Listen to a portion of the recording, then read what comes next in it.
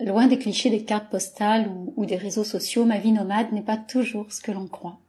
Il y a 4 ans, j'ai fait le choix de tout quitter et de partir vers l'inconnu, et ce que j'ai trouvé en chemin n'a rien à voir avec ce que j'imaginais. Le cadeau n'est pas du tout où je pensais le trouver.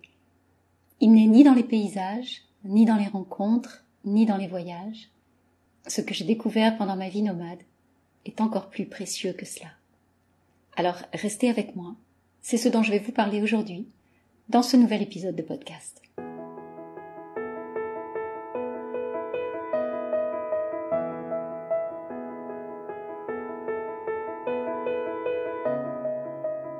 Bienvenue à la maison, bienvenue chez toi. Je suis tellement heureuse de t'accueillir ici dans cet espace, ce podcast qui vient mettre de l'énergie dans ta maison et dans ta vie.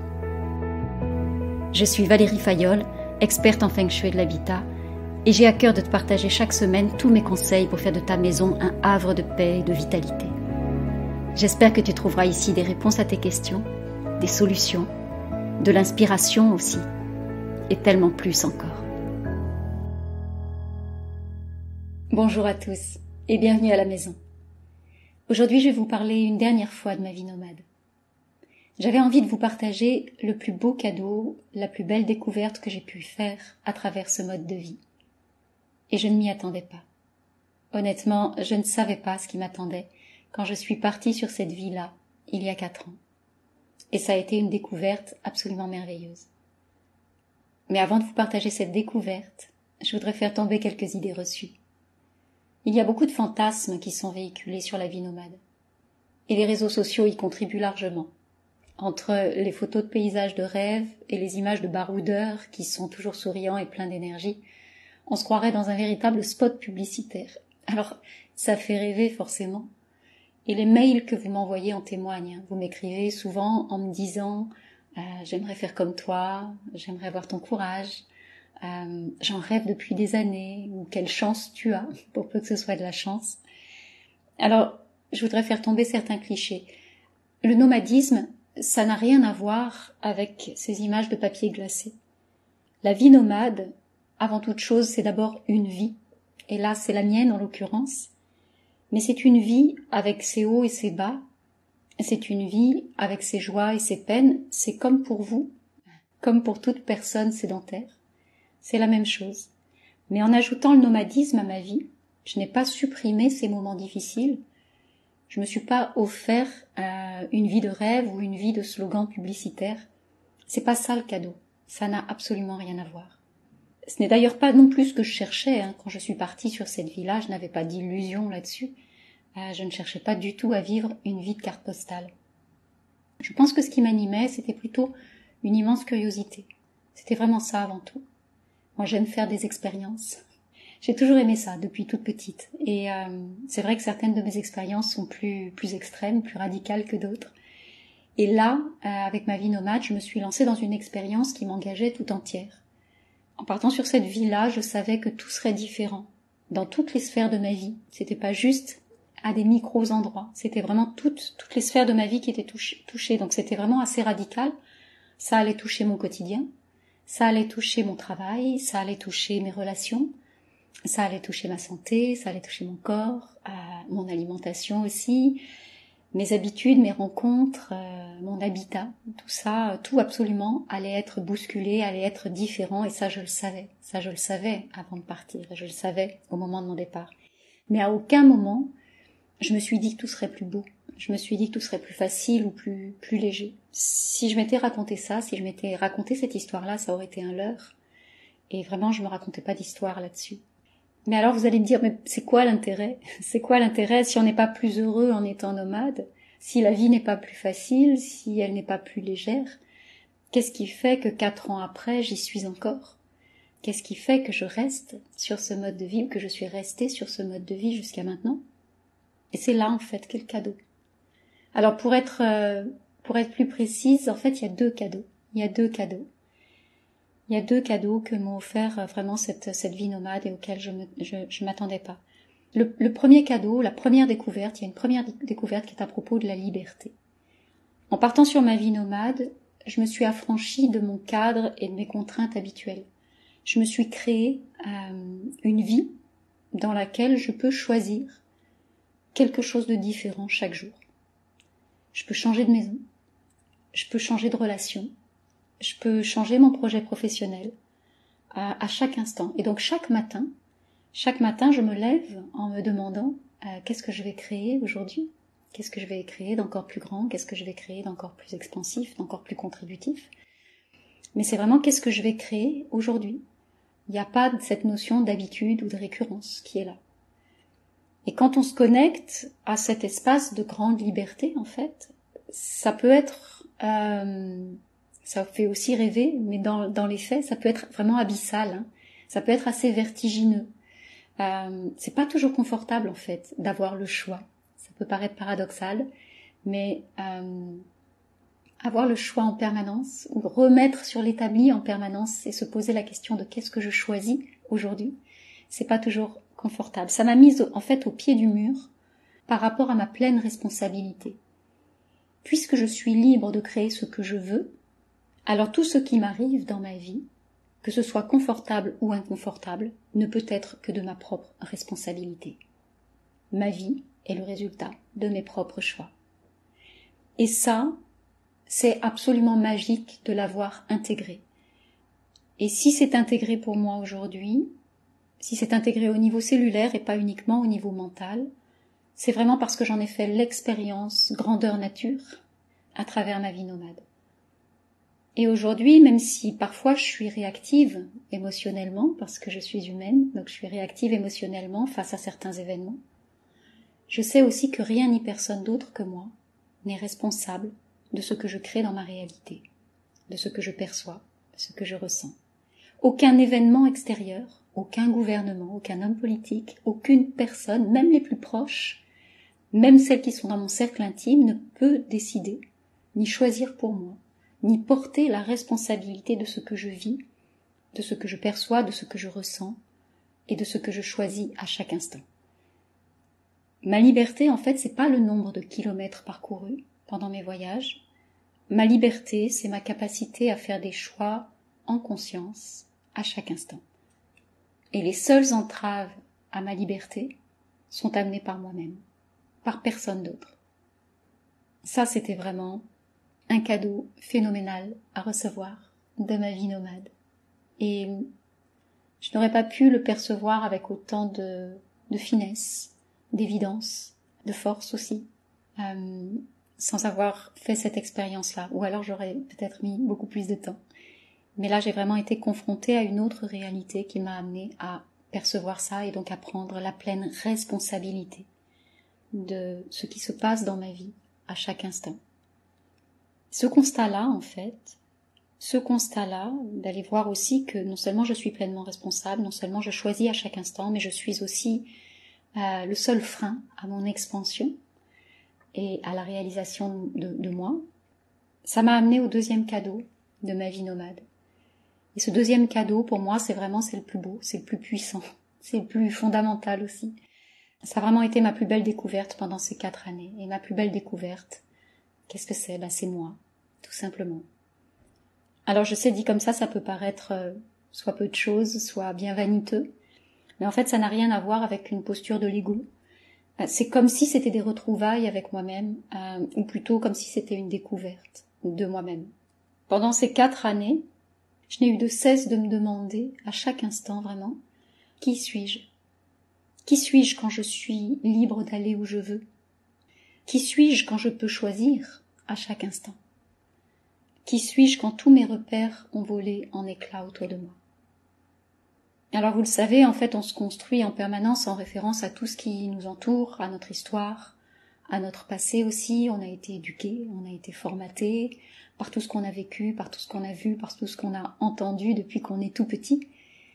Et on est en fait dans une comparaison permanente. La plupart du temps, c'est inconscient, mais pourtant c'est bien là. Et on se crée des références, on crée un cadre connu, on crée des normes pour pouvoir y déployer notre vie, selon des normes justement dans lesquelles on va se sentir en sécurité. C'est vraiment ce cadre du connu qui va venir, dans lequel on va venir déployer notre vie et notre existence. Et en partant sur ma vie nomade, je me suis affranchie en fait de tout ce qui était ma norme d'avant. Je ne le savais pas. J'avais pas pleinement conscience de ce que j'étais en train de faire. Mais vraiment, j'ai balayé en fait d'un revers de main tout ce qui était connu et sécurisant pour moi. Et en m'affranchissant le plus possible de tout cela, c'est pas de paysage, c'est pas de rencontres, c'est pas de maison que je me suis nourrie ensuite. Bien sûr, il y a eu tout cela aussi dans ma vie nomade, mais ma plus belle découverte, c'est vraiment moi-même. J'ai réalisé que j'étais absolument différente. Je n'étais pas la même personne quand je m'affranchissais totalement de mon environnement connu. Et ça a été une vraie claque pour moi. Ça a été absolument stupéfiant, époustouflant. Je ne sais pas quel mot utiliser pour parler de ce que j'ai perçu à cet endroit-là, mais je me suis vraiment rendu compte que j'ai découvert en fait que je ne suis jamais autant créative et inspirée que quand tous mes repères disparaissent. Pourquoi en fait? Parce qu'à ce moment-là, j'ai plus rien de connu à quoi me raccrocher. Du coup, tout est à créer. Comme il n'y a plus de références, comme il n'y a plus de cadre, comme il n'y a plus de normes, comme tout est une page blanche en fait, comme une page blanche. Donc tout est à créer, tout est à inventer, mais à partir de qui je suis. À partir de qui je suis et non pas à partir de mes habitudes, non pas à partir de mes croyances, non pas à partir de mes conditionnements du passé. À partir de qui je suis. Et ça, c'est fondamental. Et là, j'ai découvert vraiment des parts de moi que je ne connaissais pas. Je ne savais pas que j'avais cette capacité à entrer en relation si facilement. Moi qui étais si timide. Vous m'auriez vu il y a quelques années. C'était compliqué pour moi, effectivement, d'entrer en relation. Et je ne savais pas que j'avais cette capacité-là à créer du lien, à connecter, mais avec une facilité, une fluidité, une aisance, un naturel, quelque chose qui fait fondamentalement partie de moi. Je ne savais pas non plus que je pouvais parler d'autres langues, avec cette aisance et cette fluidité également. Moi qui est toujours bloquée avec ça à l'école, qui avait du mal aussi à sortir les mots, qui avait du mal à verbaliser, je me suis mise à parler, j'ai envie de dire, le langage de l'énergie en fait, et donc les mots venaient tout seuls en espagnol ou en anglais. Et c'était d'une aisance totale, parce que je m'affranchissais, oui, du regard des autres, parce que je m'affranchissais de celle que j'avais été avant, parce que je m'affranchissais de ce que je croyais être moi-même. Et c'était, voilà, quand on ouvre ce champ des possibles, quand on ouvre quand on va se connecter avec qui on est vraiment et non pas toutes les croyances que on est venu mettre par-dessus, il y a des choses très très singulières qui émergent et qui apparaissent. Je ne savais pas non plus que je ne ressentirais aucune peur dans des situations qui étaient parfois acrobatiques. Alors, je ne raconte pas tout, mais il y a vraiment cette espèce de confiance absolue qui est là à l'intérieur de moi, qui est vraiment ancrée.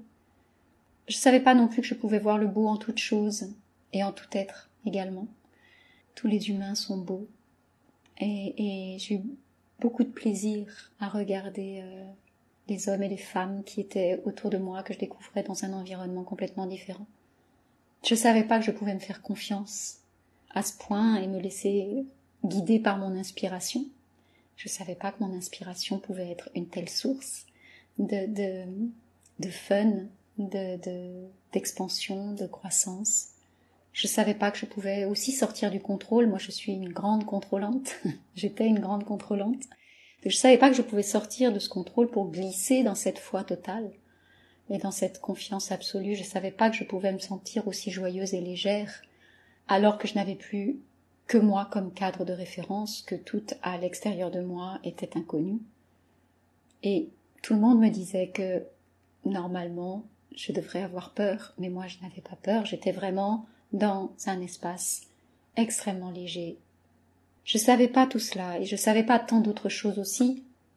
Et puis j'ai vu aussi en me connectant donc à qui j'étais dans cet espace totalement nouveau. J'ai aussi vu le poids de mes contradictions, j'ai aussi vu le poids de mes peurs, parce qu'il y en a aussi, j'ai vu le poids de mes conditionnements. Et tout ça, j'en avais pas pris la mesure jusqu'avant. J'avais pas pris la mesure de à quel point ça m'entravait et à quel point j'agissais aussi, je faisais des choix d'après ces conditionnements du passé. j'avais l'impression de déjà faire des choix, différents, audacieux. Et pourtant, j'étais très très conditionnée. Alors, certains conditionnements sont encore là, c'est normal. Mais de mesurer à quel point ils sont présents, ça permet en tout cas de commencer aussi à s'en détacher. Et aujourd'hui, en fait, je me rends compte que plus je suis loin de ce qui fait référence à mon histoire passée, plus je suis dans un cadre où tout est différent, vraiment différent, et plus je vais pouvoir me connecter avec qui je suis vraiment. Plus je vais pouvoir me sentir libérée du regard des autres, de mes anciennes façons de fonctionner, de mes réflexes, de mes anciens réflexes, tous mes conditionnements du passé en fait. C'est déjà en fait ce que j'avais touché du doigt sans le savoir à ce moment-là, lors de mon premier voyage au Sri Lanka en 2016, dont je vous ai déjà parlé dans un précédent épisode de podcast. Et ça c'était vraiment magique d'aller découvrir ça. Je suis quelqu'un de vraiment différent quand je suis ailleurs, quand je suis hors cadre. Et je ne savais pas qui j'étais. Et c'est aussi une des raisons pour lesquelles je choisis vraiment de voyager seule, en fait. Si je voyage accompagnée, c'est comme si j'emmenais quelque chose de connu, ou quelqu'un de connu avec moi.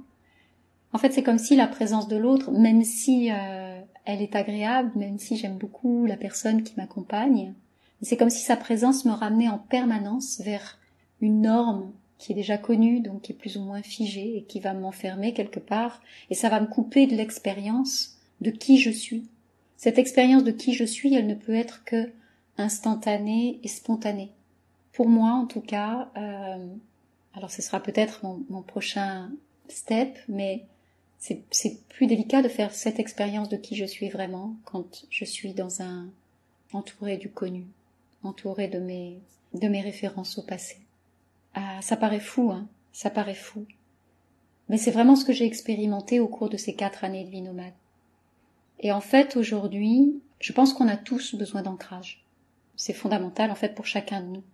Et ça se passe pas qu'au niveau du mental, ça se passe au niveau de nos cellules. On a vraiment besoin d'ancrage. Mais souvent, on va se créer cet ancrage artificiellement.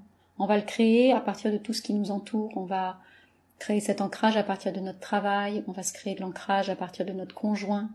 On va créer cet ancrage à partir de nos amis, notre maison aussi, voilà. Donc on va créer un environnement connu, on va dire voilà, qui je suis, j'évolue dans cet univers-là, je suis la femme de, l'amie de, voilà mon étiquette professionnelle, voilà où j'habite. Et donc on va s'appuyer là-dessus pour créer cet ancrage artificiel, ou cette sensation d'ancrage.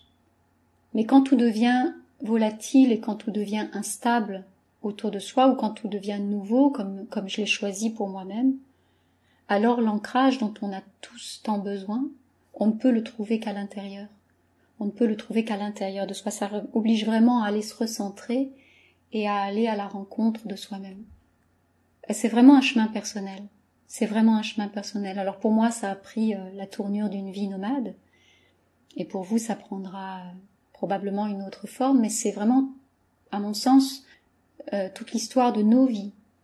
Je crois vraiment aujourd'hui que le chemin, c'est ça. C'est de se découvrir.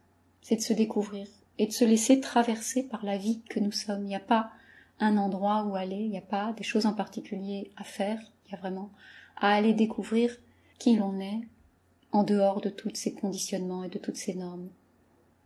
Et ce qui a été magique aussi, c'est que aujourd'hui je me rends compte que plus j'avance, plus j'ai le sentiment que je ne sais rien. Puisque je me dis que si je me découvre en permanence, et si je comprends que je ne me connais pas, ou que je ne connais en fait qu'une toute petite version de moi-même, alors comment je pourrais prétendre connaître ce qui m'entoure?